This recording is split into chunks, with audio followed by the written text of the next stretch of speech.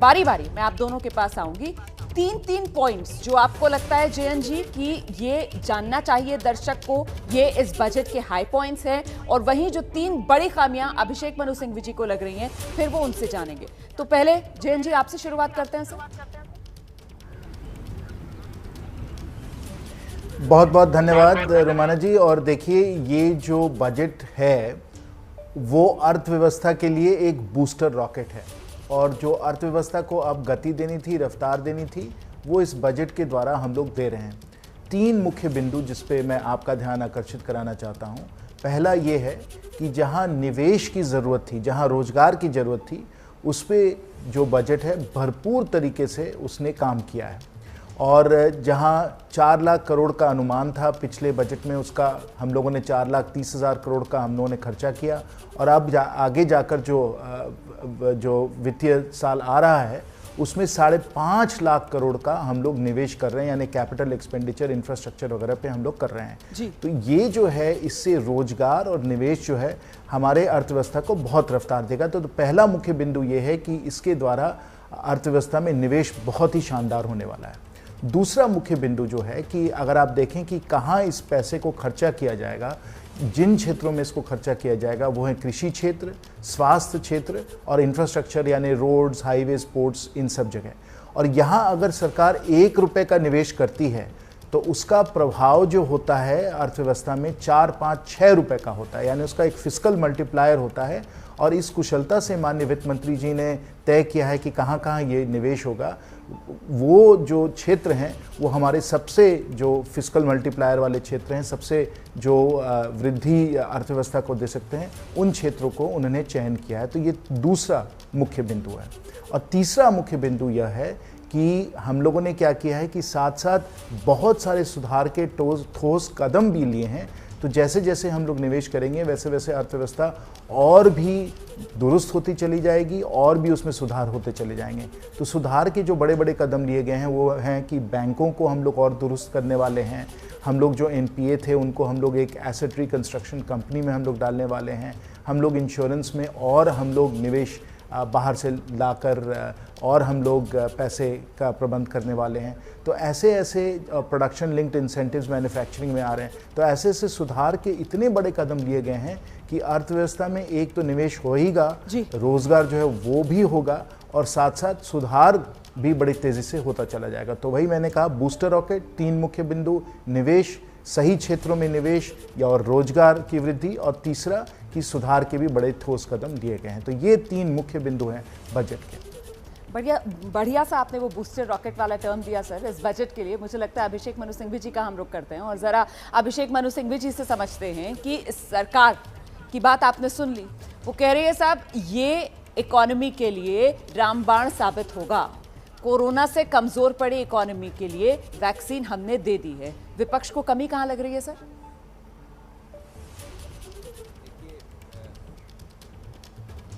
एक बहुत अपवाद के समय में, कोविड के समय में, एक बहुत ही आम ordinary budget in extraordinary times कहूँगा मैं इसको। किसी ने आर्थिक सर्वे के संदर्भ में कहा था, मैंने नहीं कहा, कि हम पुजारा भी खेलेंगे, हम पंथ भी खेलेंगे। मैं समझता हूँ आपने दोनों पुजारा और पंथ को अपमानित किया है। वो इससे कहीं बेहतर खेलते हैं, खेलने में सक्षम है। ये बजट उसके आसपास नहीं पहुंचा है। मैं समझ नहीं सकता कि कैसे माननीय वित्त मंत्री ने इस मुहावरे का इस्तेमाल किया, लाइक नेवर बिफोर। मैं तो इतना ही कह सकता हूं कि मैं आशा करता हूं कि कभी भविष्य में भी ऐसा न हो। इसके मैं आपको 3-4 बिंदु बताऊं। नंबर 1, फिस्कल डेफिसिट इतना हाथ पैर मारने के बाद और बिना फिस्कल इंजेक्शन दिए हुए, आपको याद है 20 लाख करोड़ का बार वायदा हुआ और सभी अर्थशास्त्र ने सिद्ध कर दिया, प्रमाणित कर दिया कि 20 लाख करोड़ में मुश्किल से 2 लाख डायरेक्ट फिस्कल इंजेक्शन था। बाकी सब मॉनेटरी पॉलिसी के क्षेत्र में दिए गए लोन्स, इंटरेस्ट वेवर्स वो थे। तो आपने उस वक्त ये कारण दिया कि हमारा फिस्कल डेफिसिट बढ़ जाएगा बहुत ज़्यादा, हम कैसे दे सकते हैं, जैसे सीधा रुपये हाथ में देना व्यक्ति के या सीधा फिस्कल इंजेक्शन देना, हम कैसे दें। तो अब ये हुआ है कि न तो आपने वो दिया और साथ साथ आपने 9.5% का फिस्कल डेफिसिट भी उपलब्ध कर दिया। तो जैसा गालिब ने कहा है कि न मिला खुदा न मिला वसाले यार, दोनों तरफ से आपने worst of both the worlds लिया है। अगर आपको यही करना था तो कम से कम हाथ में देते रुपये लोगों के, फिस्कल इंजेक्शन 20 लाख करोड़ में से कम 10 लाख करोड़ करते और किसी तरह से बजट मैनेज करते, तब भी 9.5% से ज़्यादा नहीं जाता। नंबर 2, आप बात करते हैं रोजगार की। CMIE मैं नहीं ने अनुपात किया था करीब 2 महीने पहले कि अप्रैल और अगस्त के बीच में 2020 में 2 से 2.25 करोड़ के रोजगार सैलरीड क्लास का गया है। अब ये मैं आपको ऑब्जेक्टिव आंकड़ा दे रहा हूँ, ये ना कांग्रेस का आंकड़ा है ना किसी और का आंकड़ा है। आपने सैलरीड क्लास के लिए डायरेक्ट टैक्स वाले जो हिस्सा होता है बजट का, उसमें एक शब्द नहीं कहा है। टैक्स ब्रेक, टैक्स फ़ायदा, टैक्स का कोई बेनिफिट, 2.25 करोड़ की जॉब सिर्फ सैलरीड क्लास पे गई हैं।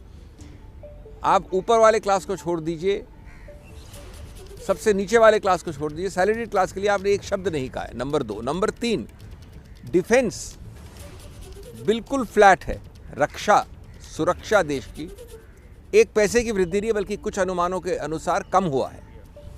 कृषि नंबर 4, कुछ वृद्धि नहीं है। किया है जो इस बजट की खासियत है, कई चालाकियां दिखाई गई हैं। आपने एग्रीकल्चरल सेस डाल दिया है 2 और 4 रुपए का डीजल और पेट्रोल पे। वो टैक्स न्यूट्रल है क्योंकि एक और जगह आपने कम कर दिया है एक्साइज वगैरह, और इसको डाल दिया है सिर्फ इसलिए कि आपको इसकी भागीदारी नहीं करनी पड़े प्रदेशों के साथ, स्टेट से शेयरिंग नहीं होगी। बाकी इस एग्रीकल्चर के नाम पे सेस का आपने कुछ बजट में वृद्धि, टोटल सामूहिक कृषि वाले बजट में वृद्धि नहीं हुई है। नंबर 3। नंबर 4, आपने MSP की इस पे बात की है। MSP को 1.5 गुना बढ़ाने की बात की है, लेकिन आप मजाक देखिए कि MSP लागू ही नहीं होगा। अगर आपके कानून लागू होंगे तो MSP की वृद्धि की बात ही एक मजाकिया बात लगती है।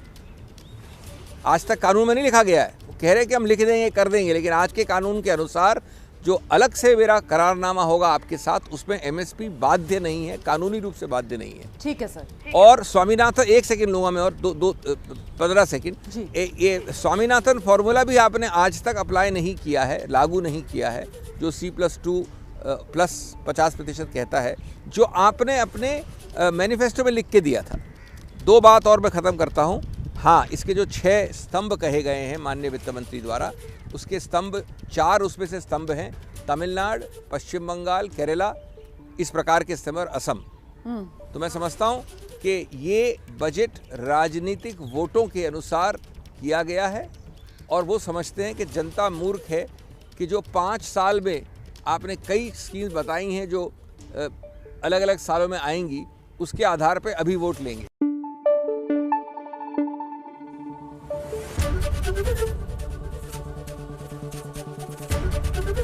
ABP न्यूज़ आपको रखे आगे।